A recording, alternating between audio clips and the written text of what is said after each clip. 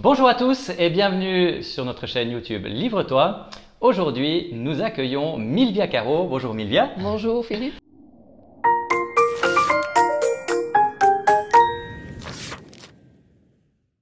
Alors Milvia, tu as écrit tout dernièrement un livre Nouvel dont on va parler, mais avant d'en parler, je voulais un petit peu mieux te connaître. Ça fait des années qu'on se connaît, mais au fond, moi, en lisant juste l'arrière, je voyais que c'était écrit que tu es une femme de compassion, une femme d'action, une femme de conviction et une femme authentique.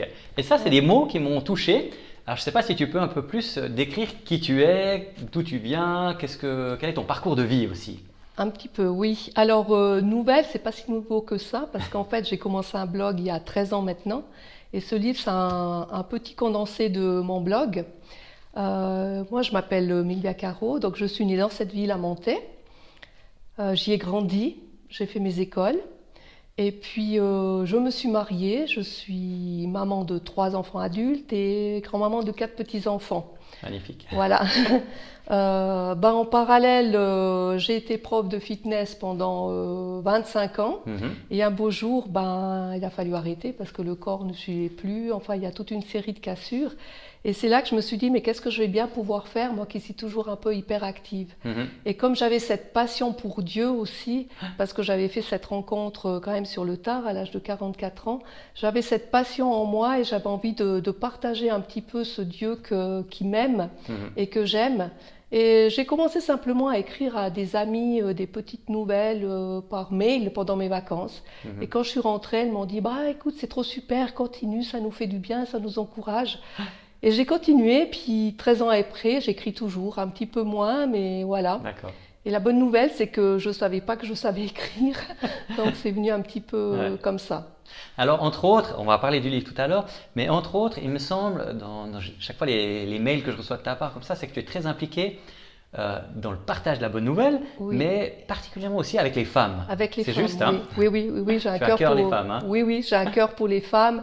J'ai à cœur de les encourager surtout dans leur foi. Ce qui me touche, c'est ces foi qui défaillent un petit peu à travers les difficultés, à travers les problèmes, à travers notre vie de femme qui des fois est pas toujours simple et des fois c'est même un petit peu tortueux. Alors j'avais vraiment envie de les encourager dans ce qu'on vit aussi à travers nos étapes de vie en tant que femme. Merci. D'ailleurs, j'ai supposé que le titre Nouvel était un jeu de mots aussi parce que tu t'adresses principalement aux femmes. Principalement aux femmes, mais je suis très étonnée, ça encourage aussi les hommes quand même. Mais oui, mais essentiellement au départ, c'était pour mes amis que j'écrivais. Donc j'ai voulu garder un petit peu cette ligne d'écrire à mes amis et de garder ce ton aussi, c'est à mes amis que je m'adresse. Oui.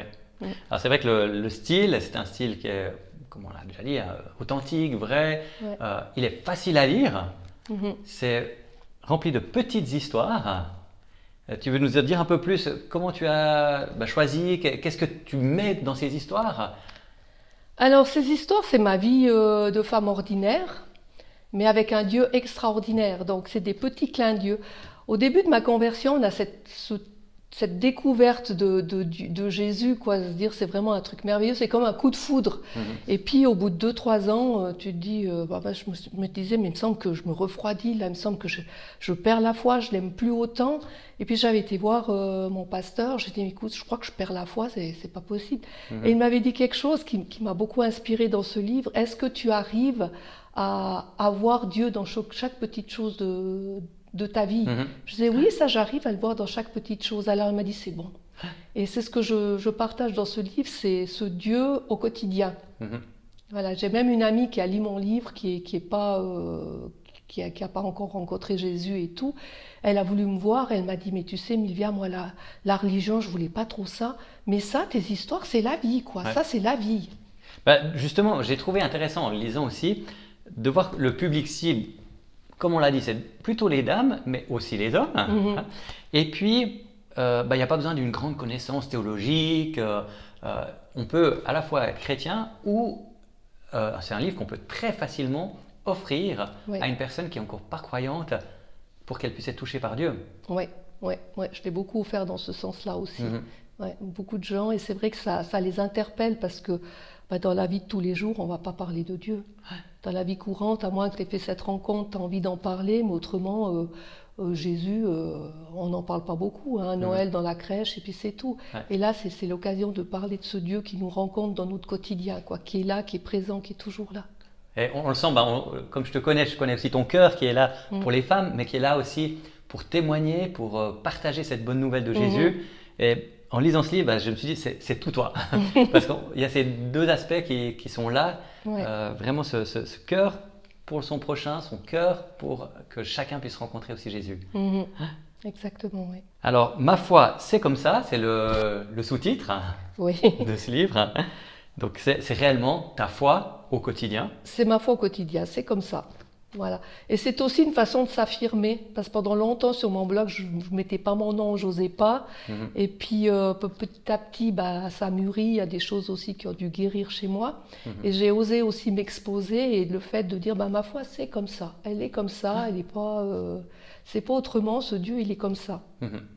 J'ai remarqué aussi que dans le 4e de couverture, c'est une de tes amies, pasteur et conférencière Stéphanie Rieder, qui fait un petit éloge au livre, et elle met quel beau livre. Alors c'est vrai que c'est un beau livre, on va en parler juste après.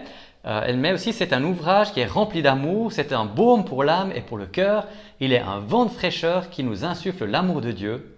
Je vous recommande fortement ce livre qui va à la fois vous inspirer et vous défier, facile à lire tout en étant d'une grande profondeur et rempli de grandes vérités.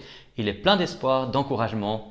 Nul doute qu'il stimulera votre foi, vous ne serez plus les mêmes après avoir lu ce livre.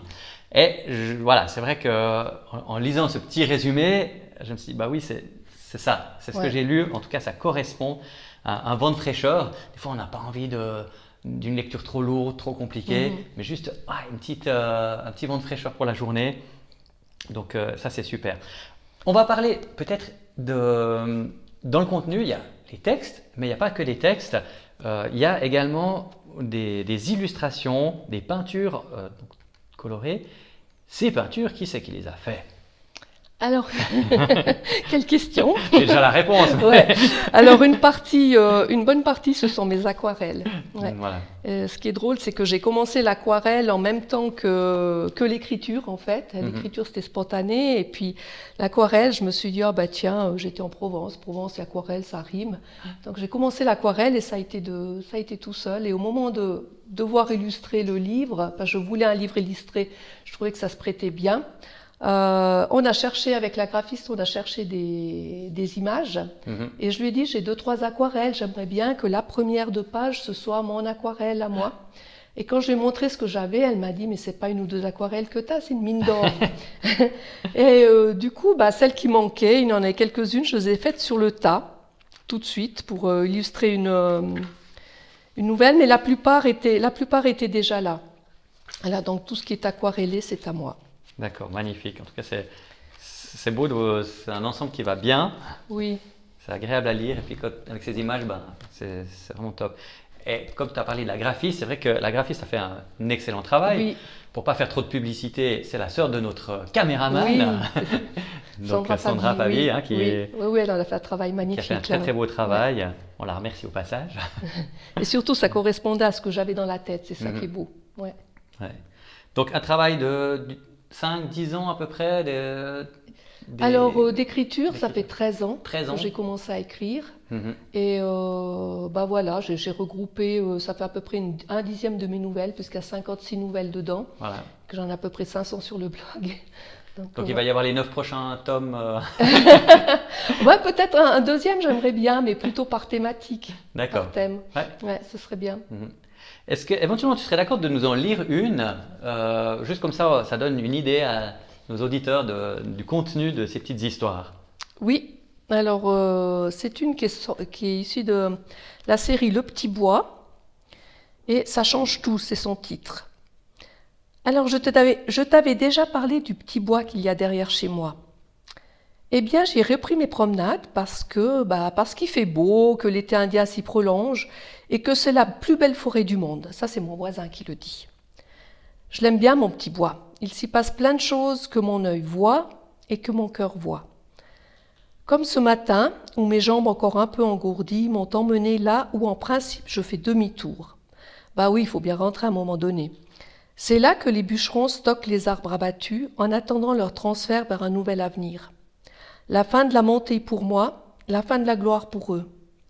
Si j'en crois leur taille, c'étaient des rois. Des rois en trop grand nombre, abattus, dépouillés, entassés. L'endroit n'a rien de romantique et leur dépouille n'a rien d'intéressant. Rien qui attire mon regard sur eux, si ce n'est de m'inquiéter que des renards, sangliers ou autres petites ou moins petites bêtes de la forêt s'y cachent. Je ne m'y attarde jamais. Rois de la forêt déchue, ils ne vont réjouir que les débiteurs de bois. Vie brisée, ils attendent un avenir qui ne leur appartient plus.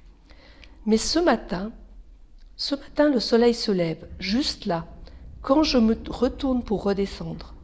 Le soleil les éclaire en plein. Ce matin, mon regard est attiré par eux. Je ne vois qu'eux, comme s'ils existaient tout à nouveau. La lumière les éclaire et ça change tout. Je vois enfin leur majesté. Je vois ce qu'ils étaient et leur avenir. Ils sont beaux.